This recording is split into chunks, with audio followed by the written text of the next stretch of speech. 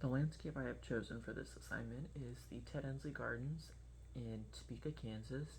This is a 37.5-acre garden and green space located on the west shores of Lake Shawnee back in my hometown.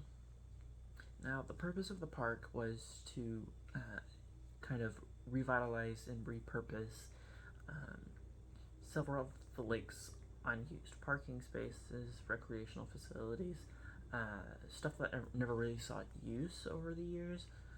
So they tore that down, dug it up, built all these pedestrian pathways, planted a lot of flower beds. New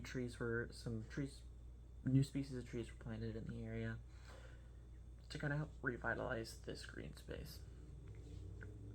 Now, the impact it has on global warming is quite obvious.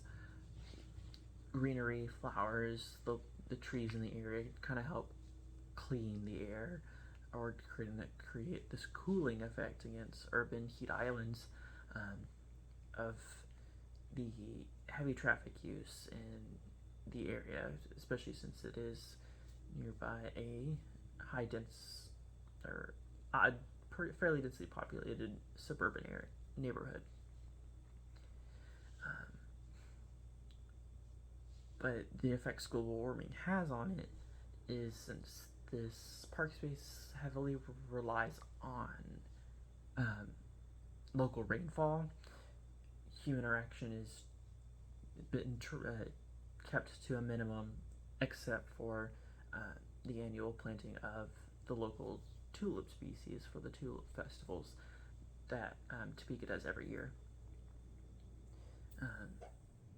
With the global climate and its increase in global warming, Topeka has seen less and less rain during the summer months over the past few years, or since the park's founding, which can negatively impact how frequent the flowers bloom, which in turn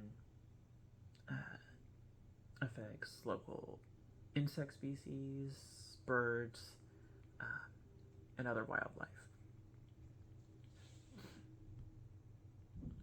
A study done in Switzerland shows that global warming can negatively impact the flowering synchrony of flower species by up to 55%, meaning that